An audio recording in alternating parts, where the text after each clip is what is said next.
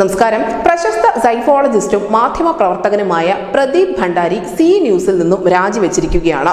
ഒരു മാധ്യമപ്രവർത്തകന്റെ രാജി ദേശീയ തലത്തിൽ പലപ്പോഴും ചർച്ച ചെയ്യപ്പെടാറില്ല. കാരണം പലരും പല ഐഡിയോളജിയുടെ ഭാഗമാകുന്നതും പല സ്ഥാപനങ്ങളിൽ ജോലി ചെയ്യുന്നതുമൊക്കെ ഇന്ത്യ പലവട്ടം കണ്ടിട്ടുള്ളതാണ്. അതിൽ പ്രധാനപ്പെട്ട മാധ്യമപ്രവർത്തകർ മുതൽ ഏറ്റവും താഴേക്കിടയിലുള്ള മാധ്യമപ്രവർത്തകർ വരെ ഉൾപ്പെടുന്നുമുണ്ട്. പക്ഷേ ഈ പ്രദീപ് ഭണ്ഡാരിയുടെ പടിയിറക്കം വാർത്തകളിൽ ഇടം പിടിക്കാൻ അല്ലെങ്കിൽ സമൂഹ മാധ്യമങ്ങളിൽ വലിയ തോതിൽ ചർച്ച ചെയ്യപ്പെടാൻ, പ്രത്യേകിച്ചും എക്സ് എന്ന പ്ലാറ്റ്ഫോമിൽ വലിയ വാദപ്രതിവാദങ്ങൾക്ക് വഴി തുറക്കാൻ കൃത്യമായ കാരണമുണ്ട്.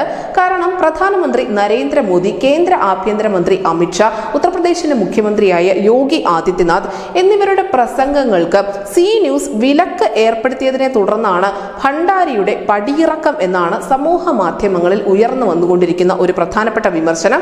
അഭ്യൂഹങ്ങളോട് ഇതുവരെയും സി ന്യൂസ് പ്രതികരിച്ചിട്ടില്ല എങ്കിൽ പോലും ഈ വിമർശനം വളരെ ശക്തമാണ് സൈബർ ഇടങ്ങളിൽ, പ്രത്യേകിച്ചും എക്സ് പ്ലാറ്റ്ഫോമിൽ ഇതിനെതിരെ ഒരു പ്രതിഷേധം തന്നെ ഉയർന്നു വരുന്നുമുണ്ട്. സി മീഡിയ കോർപ്പറേഷന്റെ മുൻ ചീഫ് എക്സിക്യൂട്ടീവ് ഓഫീസർ അഭയ് ഓജയുടെ പുറത്താക്കലിന് പിന്നാലെയാണ് ഭണ്ഡാരിയുടെ ഈ ഒരു പടിയിറക്കം എന്നത് വളരെ ശ്രദ്ധേയമാണ്. 2024 മെയ് 4 കാരണങ്ങളൊന്നും വ്യക്തമാക്കാതെ സി ന്യൂസ് ഓജയെ പുറത്താക്കിയത്.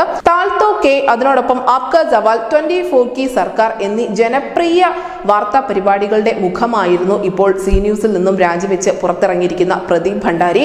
എന്തായാലും ഈ വിവാദം വളരെയധികം ശ്രദ്ധ പിടിച്ചു പറ്റുന്നുണ്ട്. പ്രത്യേകിച്ചും മോദിയുടെയും അമിത്ഷായുടെയും യോഗയുടെയും ഒന്നും പ്രസംഗങ്ങൾ കാണിക്കേണ്ടതില്ല എന്നുള്ള ഒരു അപ്രഖ്യാപിത നിലപാട് അല്ലെങ്കിൽ അത്തരത്തിലുള്ള ഒരു വിലക്ക് സി ന്യൂസിനുണ്ടോ എന്നുള്ളതാണ് നെറ്റിസൺസ് തികയുന്ന പ്രധാനപ്പെട്ട കാര്യം. News desk news India Malayalam.